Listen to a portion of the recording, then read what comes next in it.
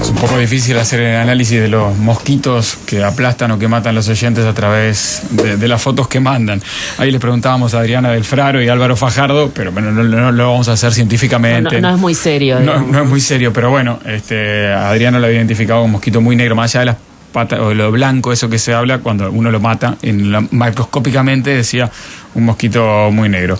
Y bueno, hay una cantidad de preguntas que ya han contestado a propósito de las piscinas y demás. La piscina chica, que no tiene ni cloro ni circula agua, lo ideal es dar la vuelta. Están preguntando muchos padres porque es la del fondito de la casa para los niños chicos, pero no hay otra que dar la vuelta y limpiarla. Sí. Y todos los días. Sí. Bien, sí. Que queda bien claro. La circulación en la persona, ¿cómo es? Desde el momento del contagio, desde que el mosquito lo pica en adelante, cuando va a desarrollar un dengue, ¿qué es lo que sucede? Bueno, básicamente lo importante que hay que saber es que el paciente incuba el virus también un periodo similar al de mosquito, o sea, unos 5 o 10 días. En ese periodo aún no ha manifestado síntomas. A partir de que el virus ya está en alto número, empieza con los primeros síntomas. Y ahí hay que tener cuidado porque en el periodo donde está cursando la enfermedad es donde mediante la picadura puede infectar a otro mosquito y de esa manera poder diseminarse el virus a otras personas, ¿no? Eso vos habías dicho son 5 o 7 días, es un cálculo estimado, digamos, sí, pueden ser 12, pueden... En realidad el pico, que se llama el pico de viremia, es decir, cuando vos tenés más virus en la sangre, es alrededor entre el día 3 y 5. Sí. Eso va bajando hasta aproximadamente el día 7. Generalmente después del día 7 ya la cantidad de virus que vos podés tener en tu sangre que pueda infectar a otro mosquito es despreciable. Después esa persona es portadora de dengue, digamos. No solo es portadora, sino que generalmente estaba manifestando síntomas, ¿tá? Aquellos síntomas esa es la fase sintomática, que decimos, bueno, la persona tiene dolores, tiene fiebre alta. No digo que después queda portadora de dengue el resto de su vida, ¿es así? ¿Sí o no? No. Después de ese periodo de lo que se llama la enfermedad aguda, la persona puede tener 2 caminos. La curación, es decir, es una enfermedad que no es persistente, no es crónica, sino que la persona se cura. Lo que queda es la memoria de los anticuerpos que se generaron contra esa enfermedad. Y queda inmune, o sea, queda protegida contra el mismo serotipo que se infectó.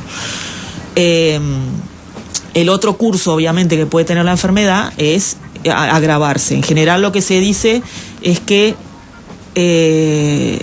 después de que te bajan los síntomas y la fiebre, justamente lo que se le llama en términos médicos de la defervescencia, ahí puede o bien definitivamente ir hacia la mejoría, o a veces después de esa bajada de fiebre hay que estar atento porque pueden empezar los otros síntomas que son signos de un posible agravamiento. Dolores abdominales, vómitos muy profusos, manifestaciones hemorrágicas que son como manchitas rojas que se llaman petequias, síntomas de que hay pequeñas hemorragias. Bueno, esos son síntomas de alarma, que no quiere decir que eso vaya necesariamente hacia la muerte, ¿verdad? O sea, son síntomas de alarma. Dengue grave, que es más probable. Sería, exactamente, eso ya serían síntomas de dengue grave, que implica una atención más firme, más fuerte, un seguimiento más fuerte sobre la persona. Quizás a las autoridades de salud no les sorprendió el brote epidémico, lo habían dicho, lo habían anticipado, sí que haya habido un caso de dengue grave en los primeros casos, y de hecho el ministro de Salud, Jorge Basso, decía esto a propósito de la colaboración con la Facultad de Ciencias a partir de ahora. En el marco del acuerdo que tenemos con la Universidad de la República y con un conjunto de facultades, hemos enviado la muestra de esta paciente a la Facultad de Ciencias para poder identificar de alguna manera, a ver si hay alguna explicación de esta evolución tan distinta a la que venimos viendo el resto de los pacientes. Esto se va a enviar o se envió, hay un protocolo obviamente, me imagino. ¿Y ustedes qué pueden hacer con esta muestra de la paciente? ¿Determinar el por qué esta evolución? Sí, bueno, básicamente habría que ver si la paciente cursó la enfermedad anteriormente, es decir, si tiene anticuerpos de una infección previa que serían estarían más alineados con el cuadro clínico que tuvo. Es decir, es más probable que la persona, se hablaba de que posiblemente haya tenido dengue anteriormente, y bueno, por la búsqueda de esos anticuerpos contra otro tipo, se podría explicar de que, bueno, la paciente ya estaba comprometida de alguna manera, ya estaba condicionada a que una infección siguiente pudiera desencadenar un cuadro más grave. También estaría bueno ver qué tipo de dengue es, si es el mismo que estamos hablando que generó los primeros casos, dengue 1, o si esa raíz se dio a raíz de una entrada independiente de una persona infectada en otro país con otra variante, y si la variante es distinta, de distinto serotipo, de diferentes características y demás. Es decir, con esas muestras podríamos analizar incluso, bueno, de dónde viene cada una de las muestras, si estamos hablando únicamente del mismo brote que se ha expandido, o de distintos ingresos desde diferentes países, que hablaría de diferentes cepas circulantes que podrían ser de distinto tipo. Bien, todo eso lo tienen que ver cuando analicen la muestra, ¿no? No, complementando lo que decía Álvaro, por ejemplo, ahora en este momento de la región epidémico, lo que se sabe es que lo que está circulando es dengue 1 y 4, mayoritariamente. Tanto en Brasil, los primeros casos acá eran 1. El que yo sé que es uno solo, el de que tenemos información del primero es 1. El primero es 1. El otro no tenemos información hasta ahora. Bien. Y la muestra que se envía a Puerto Rico, ¿sirve de auditoría, de chequeo? ¿Es un centro de referencia por la cantidad de casos que analiza y por eso sirve? ¿Cuál es la explicación? Eso es un procedimiento que se hace normalmente en todos los países, y es algo bueno y deseable, ¿no? Es importante que los centros de referencia, los centros como los nuestros, bueno, en todos los países se hace así, siempre se haga un control externo, ¿verdad? O sea, de que eso te asegura que lo que vos estás haciendo, lo estás haciendo bien. Incluso hay otras técnicas que no se hacen acá porque llevan mucho tiempo, son más engorrosas, como la técnica de neutralización. Normalmente acompañan, o sea, son técnicas complementarias, se testean contra otros virus emparentados, en fin, se hacen como que estudios los mismos para chequear lo que ya se hizo, y además estudios complementarios. O sea, y eso va a dar perfecto el tipo de dengue y además el linaje, como decía vos, del subgrupo, eso que probablemente Rico sí, puede dar todo. Probablemente sí. Nosotros también, digamos, ¿Ustedes lo pueden hacer? como universidad tenemos, los dos laboratorios tienen la capacidad de hacer ese tipo de análisis también.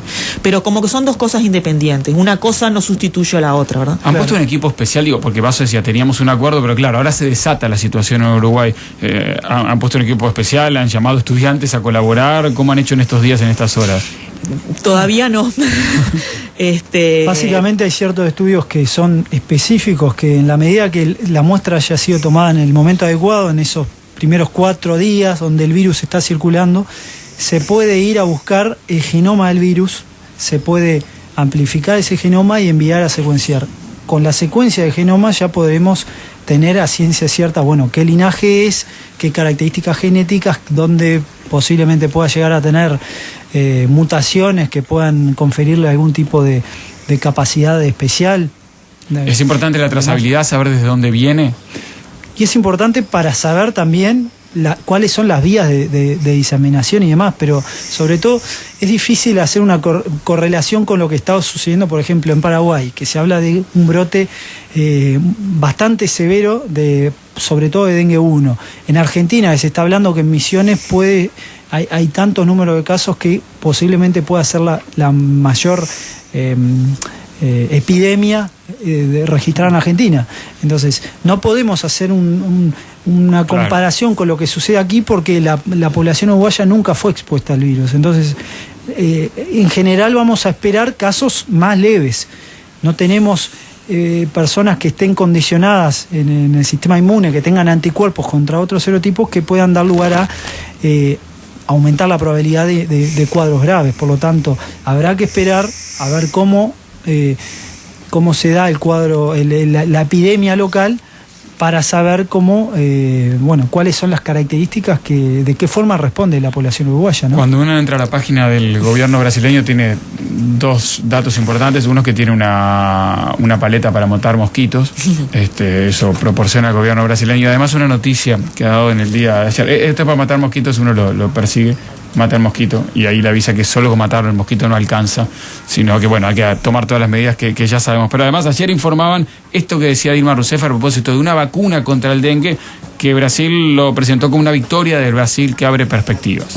O dia de hoje, sem dúvida, representa avanço para o nosso país. E representa avanço para o nosso país porque, sem sombra de dúvida, a vacina contra os 4 sorotipos da dengue é avanço para o Brasil.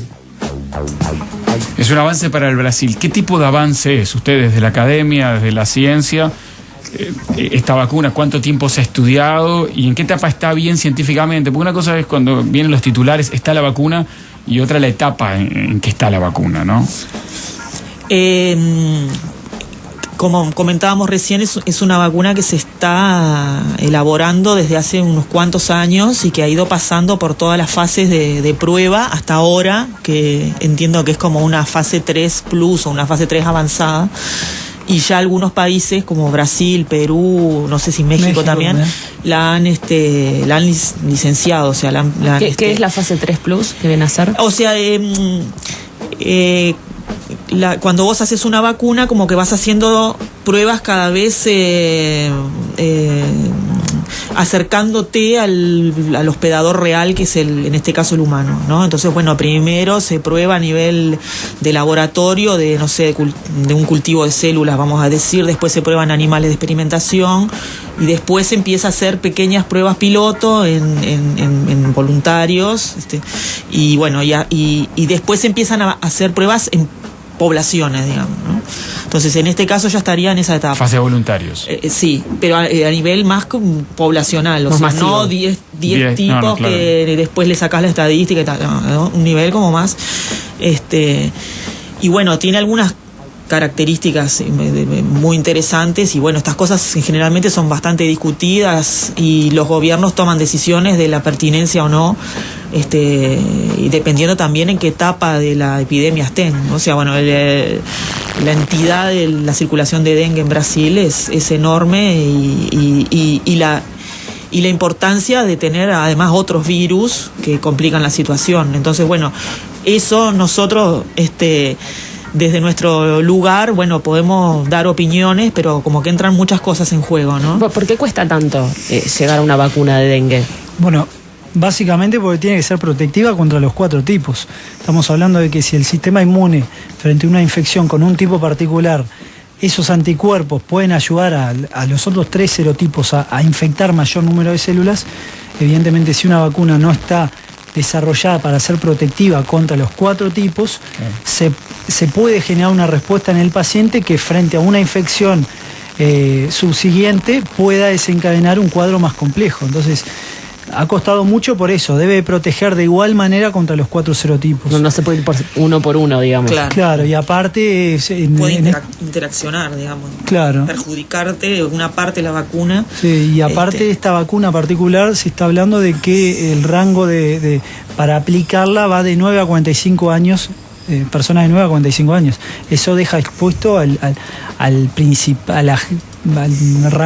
rango de edad más vulnerable, que son los niños. Entonces, básicamente, yo creo que hacen falta bastante estudios como para realmente liberar una vacuna al mercado que tenga efectividad suficiente y sea protectiva contra los 4 tipos. Adriana del Fraro, Álvaro Fajardo, muchas gracias por tomarse este rato, a la doctora en Ciencias Biológicas, al magíster en Ciencias Biológicas. Sé que los hemos requerido y mucho desde la prensa en estas horas. Agradezco porque la gente está ávida de información, de datos, pero ustedes también tienen momentos de mucho trabajo ahora, y bueno, llegan las muestras del Ministerio de Salud, así que estaremos atentos a los datos, porque ustedes también nos han explicado recién lo importante que es saber esos serotipos, esos linajes, para saber cómo se va a combatir el dengue en el país. Les agradezco a ambos este rato. Muchas gracias.